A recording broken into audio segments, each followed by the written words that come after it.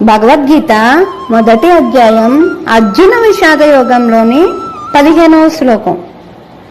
జయోవాచ పాంచజన్యం ఋషికేశో దేవదత్తం ధనుంజయః పౌండ్రం దద్మో మహాశంకం భీమధర్మారుకోదరః. మరొకసారి చెప్పుకుందాం. పాంచజన్యం ఋషికేశో దేవదత్తం ధనుంజయః పౌండ్రం దద్మో మహాశంకం భీమకర్మారుకోదరః. భావం: ఋషికేశుడు పాంచజన్యుడు అనబడే శంఖాన్ని పూరించాడు. అర్జునుడు దేవదత్తాన్ని పూరించాడు. గొప్పగా భుజించేవాడు. అత్యంత కష్టమైన పనులను చెయ్యునట్టి భీముడు పౌండ్రం అనబడే బ్రహ్మాండమైన శంఖమును పూరించాను అని సంజయుడు ధృతరాష్ట్రుడితో పలికెను. భగవద్గీత మొదటి అధ్యాయం అర్జున విషాద యుగంలోని 16వ శ్లోకం. సంజయ ఉవాచ అనంత విజయం రాజా కుంతీ పుత్రో యుధిష్ఠిరః నకులః సహదేవశ్చ సుఘోషమణి పుష్పకౌ. మరొక్కసారి. అనంత విజయం రాజా కుంతీ పుత్రో యుధిష్ఠిరః నకులః సహదేవశ్చ సుఘోషమణి పుష్పకౌ. భావం: ఓ రాజా, కుంతీ పుత్రుడైన యుధిష్ఠిరుడు అనంత విజయమైనది తన శంఖమును పూరించగా నకులుడు సుఘోషమనేది శంఖమును, సహదేవుడు మణిపుష్పకమనేది శంఖమును పూరించిరి అని సంజయుడు ధృతరాష్ట్రుడితో పలికెను. భగవద్గీత అధ్యాయం 1 అర్జున విషాద యోగంలోని 17-18 శ్లోకాలు.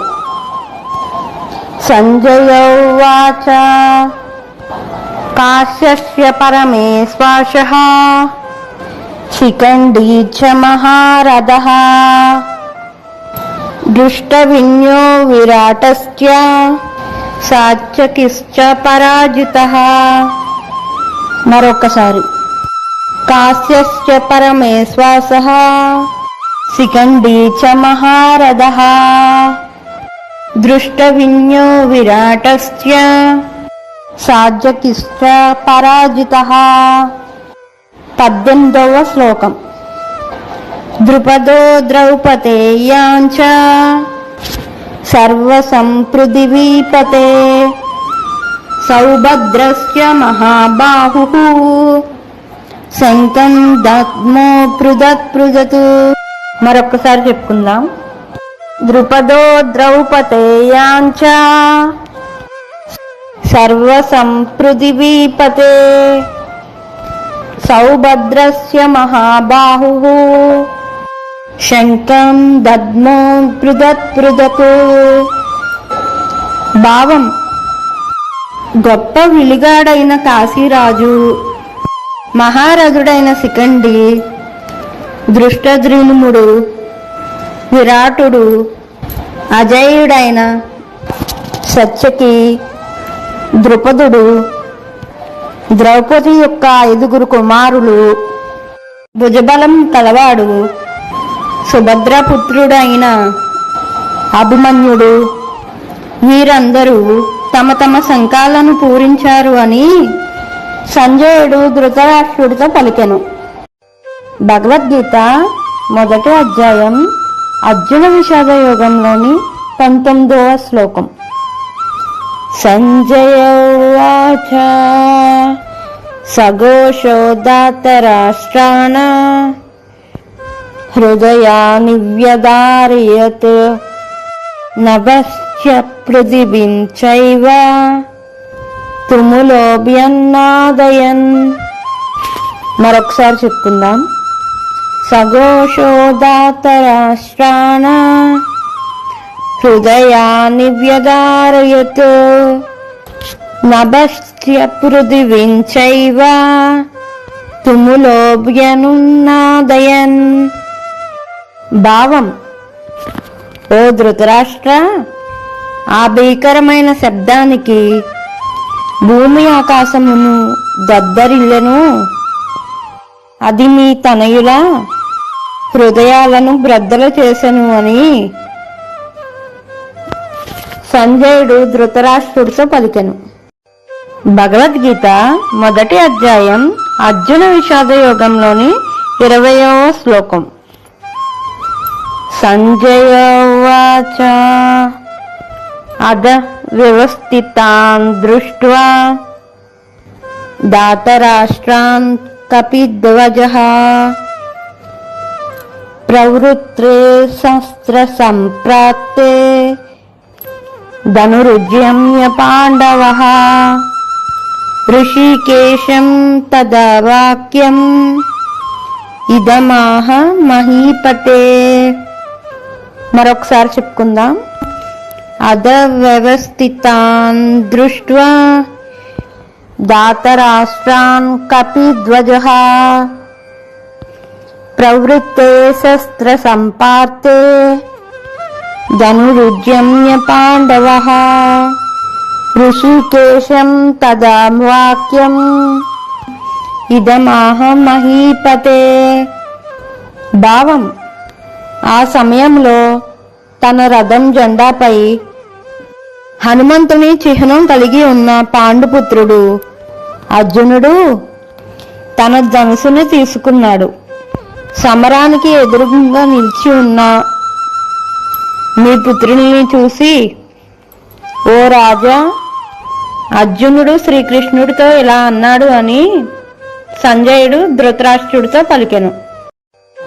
భగవద్గీత మొదటి అధ్యాయం అర్జున విషాద యోగంలోని 21-22 శ్లోకాలు.